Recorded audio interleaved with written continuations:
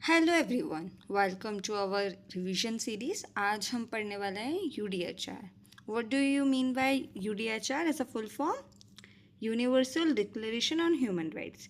ये काफ़ी important topic है कोई भी एग्जामिनेशन के पर्पज से, जस्ट बिकॉज इसके एमसीक्यूज बहुत आते हैं, एवरी ईयर रिपीटेटिव पे आते हैं, इवन मैच द फॉलोइंग में भी आता है। तो अडॉप्ट कब हुआ था? 10 दिसंबर 1948। किसने प्रोक्लेम किया था? यूएन जनरल असेंबली पेरिस में। इसमें टोटल कितने आर्टिकल्स हैं? 30 आर्टिकल्स हैं। इसका नेचर नॉन बाइंडिंग है, बट इसने फाउंडेशन रखा था इंटरनेशनल ह्यूमन राइट्स लॉ का। तो ये काफ़ी इम्पॉर्टेंट है 1948 का प्रिंसिपल। अब ये बेसिकली इसकी क्वालिटीज़ क्या हैं, किस किस पे फोकस करता है? Dignity, equality, freedom, justice, welfare and protection.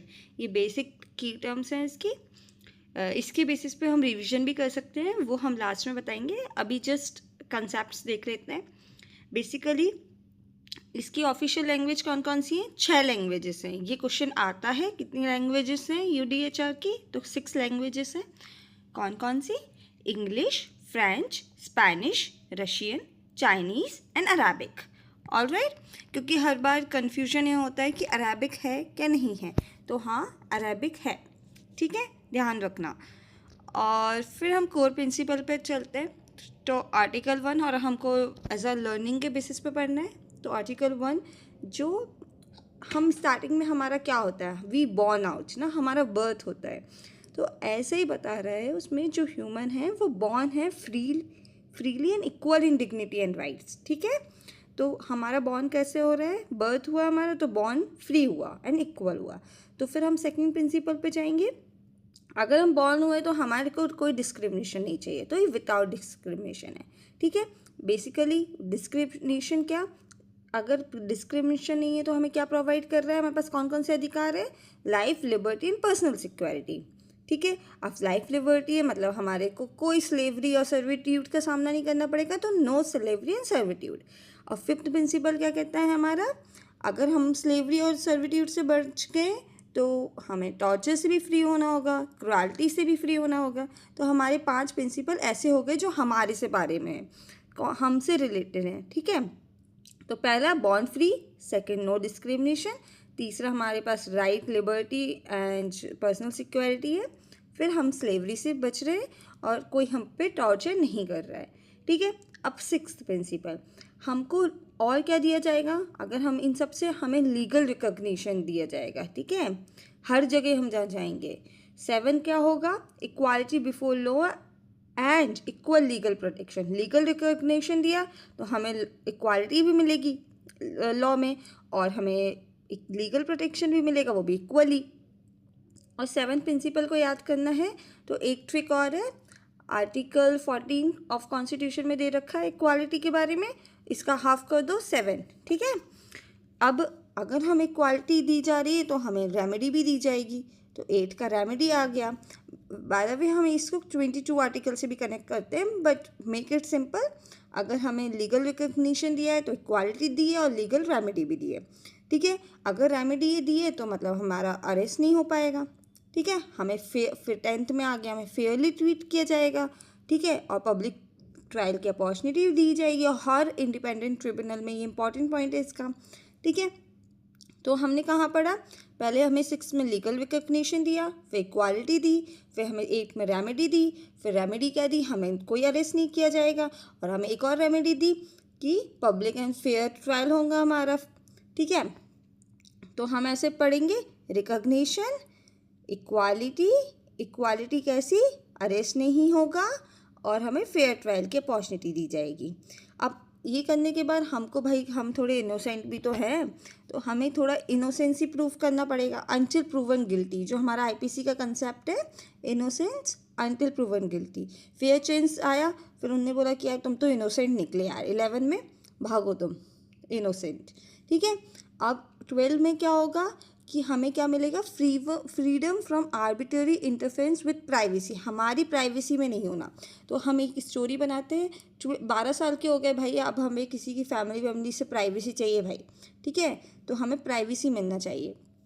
तो 12 से हमने कनेक्ट किया, प्राइवेसी मिल गई तो हम कहीं पर हॉस्टल जा सकते हैं, तो मूवमेंट की विद इन द कंट्री, और इवन हमें leave, right of leave and return का भी दिया है।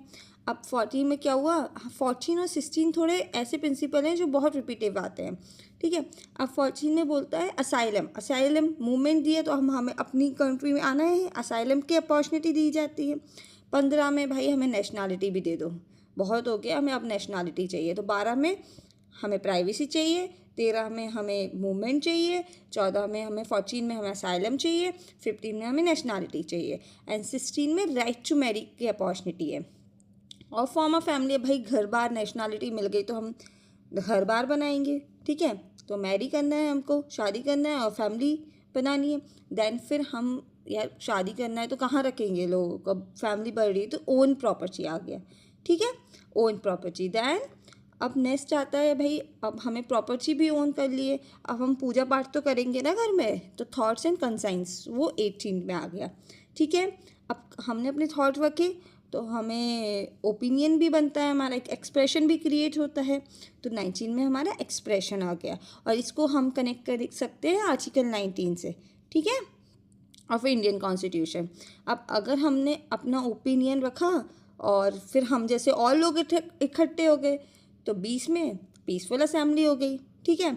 अगर पीसफुल असेंबली इस्टेब्लिश कर ली तो अब हम थोड़े एक्टिव हो गए भाई, हमें लोग आ गए हमारी टीम में, तो हम पार्ट भी हो सकते हैं गवर्नमेंट का, और even equal access to public service, और यहाँ पे राइट टू भी वोट है, ये इंपॉर्टेंट है तीनों, ठीक है। क्या गवर्नमेंट का पार्ट बन सकते हैं, पब्लिक सर्विसेज को इक्वली एक्सेस कर सकते हैं, और राइट टू वोट, ठीक है, वो 21 साल में हो गया। अब इसको एक तरह से भी क्या कर सकते हैं, हमने 12 में क्या किया था, 12 में हमें प्राइवेसी चाहिए था, 21 में हम गवर्नमेंट का पार्ट बन चुके हैं, 21 साल के हो गए भाई, समझदारी आ गई, ठीक है, और वोट का भी राइट आ जाएगा। अब 22 में क्या होगा, हमें अब इतना सब कर लिए तो थोड़ा सोशल सिक्योरिटी भी चाहिए हमको यार, क्योंकि अब गवर्नमेंट का पार्ट बन गए, कभी भी हमला हो सकता है, सोशल सिक्योरिटी हो गई, ठीक है।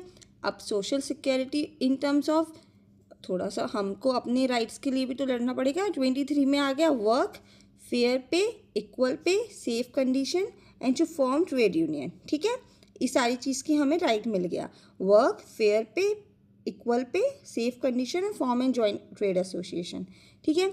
अब 24 में क्या हुआ, right to rest and leisure. अब इतना सब कर लिया हमने, सोशल सिक्योरिटी मिल गई, काम मिल गया, सब कुछ हो गया, अब थोड़ा रेस्ट कर लेते हैं, right to rest and leisure, भाई अपनी लग्जरी तो इस्तेमाल करें हम। 25 में क्या हुआ, हमें हमारा एडुकेट स्टैंडर्ड बन गया, किससे related, food, clothing, housing, medical care, special care for motherhood and childhood. तो इस कंसेप्ट में ही हमें क्या करना है, हमें ध्यान रखना है 25 का, कि अब 25 साल के हो गए हैं, थोड़ा सा हाथ पैर पे ध्यान दे दें, मेडिकल फैसिलिटीज़ पे ध्यान दे दें, हमारे कैसे हम रह रहे हैं उस पर भी ध्यान देना है हमको। तो 25 में हमें मेडिकल, क्योंकि बहुत काम कर लिया, बहुत रेस्ट कर लिया, मोटे भी तो हो जाते हैं, तो 25 में हमें मेडिकल केयर, एक टर्म बहुत याद रखना है। 26 आ गया, अब क्या हुआ, हमें अब बच्चे तो हो गए होंगे हमारे 26 में, तो एजुकेशन, ठीक है, उनके एजुकेशन का हम लोगों को डिसाइड करना है, ठीक है, प्रमोट करना है ह्यूमन राइट्स को, 26 में ये करना है हमको, ठीक है। अब 27 में cultural life and enjoy benefit of science, protection of authors interest, ये बहुत इंपॉर्टेंट है, इसको ऐसे ही याद रख लेना, इसका जो सेकंड पॉइंट बोलता है आईपीआर के बारे में, ठीक है। तो हमें आईपीआर का प्रोटेक्शन के बारे में भी हम लोगों को यूडीएचआर में दे रखा था, ठीक है। अब हमें एजुकेशन मिल गई तो हम कल्चरल लाइफ में इंजॉय करेंगे, और अपने जो हम क्रिएट कर रहे हैं, इनोवेट कर रहे हैं, उसको प्रोटेक्ट करेंगे, ऑलराइट। अब 28 में क्या आएगा हमारा, सोशल एंड इंटरनेशनल ऑर्डर्स, ठीक है, जहाँ पर हमारे पूरे राइट फुली रियलाइज्ड हो जाए, ठीक है। अब हम सेटिस्फाई की कंडीशन आ रहे हैं, तो सोशल एंड इंटरनेशनल के बारे में बात करता है, ठीक है, इम्पॉर्टेंट है, सोशल एंड इंटरनेशनल ऑर्डर के बारे में बात करता है। अब आता है हमें 29, जो बेसिकली हमें क्या बताता है, हमारी ड्यूटी क्या है कम्युनिटी, हमने सब राइट के बारे में बात कर लिया, भाई हमारी कुछ तो ड्यूटीज़ होंगी, जहाँ राइट है वहाँ ड्यूटी होगा, तो ड्यूटीज़ के बारे में बात करता है, ठीक है। अब 30 आता है, जो बेसिकली बताता है, एक बहुत इंपॉर्टेंट अधिकार देता है हमें, कि नो वन कैन डिस्ट्रॉय और टेक अवे दीज राइट्स, सबका उसने क्लैरिफायर निकाल दिया कि कोई भी इंसान डिस्ट्रॉय नहीं कर सकता है, ठीक है। तो ये बेसिकली कंक्लूजन है, ठीक है, पूरी यूडीएचआर का। अब इसका एक ट्रिक है, अगर याद कर सकते हैं तो कर लेना। डिग्निटी से रिलेटेड 217 है, और सिविल एंड पॉलिटिकल राइट 3, 6, 8 से रिलेटेड 21 है, फ्रीडम प्रोटेक्शन 4, 5, 9 से 12 है। तो ये सारे अगर रिवाइज करना हो तो ऐसे कर सकते हैं, बट जो स्टोरी है उसको अगर ध्यान रखोगे तो इसकी ज़रूरत नहीं पड़ेगी। तो एक बार हम देख लेते हैं कौन कौन से इम्पॉर्टेंट है हमारे। बॉर्न फ्री, ठीक है, कोई आर्बिट्रेरी अरेस्ट नहीं होगा 8 में। 7 में इक्वालिटी के बारे में बात किया है। लीगल रिकॉग्निशन 6 में बात किया है। इनोसेंस बहुत इंपॉर्टेंट है 11। उसके बाद फिर आता है हमारा मूवमेंट 13, ठीक है। असाइलम वेरी इंपॉर्टेंट आता है। मैरी किस में है? 16 में है मैरी। ओन प्रॉपर्टी 17 में है। 18 में हमारा थॉट है, थॉट से नीचे क्या है हमारा? ओपिनियन एक्सप्रेशन 19 वाला। फिर असेंबली बन गई 20 में। ऑलराइट, उसके बाद हम लोग का एक इम्पॉर्टेंट चीज़ क्या है? 28 है सोशल सिक्योरिटी। उससे पहले आईपीआर वाला 27 है। एजुकेशन के बारे में 26 में बात की गई है, ठीक है। और सबका सार कहाँ आता है? एट लास्ट 30 में, ठीक है। 30 बेसिकली कोई भी डिस्ट्रॉय नहीं कर सकता है दीज राइट्स, ठीक है, क्योंकि ये बेसिक ह्यूमन राइट्स है। और मोस्ट इंपॉर्टेंट चीज़ें कौन कौन सी लैंग्वेजेस हैं? 6 लैंग्वेजेस है, English, French, Spanish, Russian, Arabic and Chinese. Alright, अब आर्टिकल टोटल 30 है, ठीक है। प्रोक्लेम कहाँ हुआ था? पेरिस में। डन। कब आया था? अडॉप्ट कब हुआ था? 30 दिसंबर 1948। डन। अब इसको एक बार और सुन लेना तो कंप्लीट हो जाएगा। Alright, thank you, bye bye.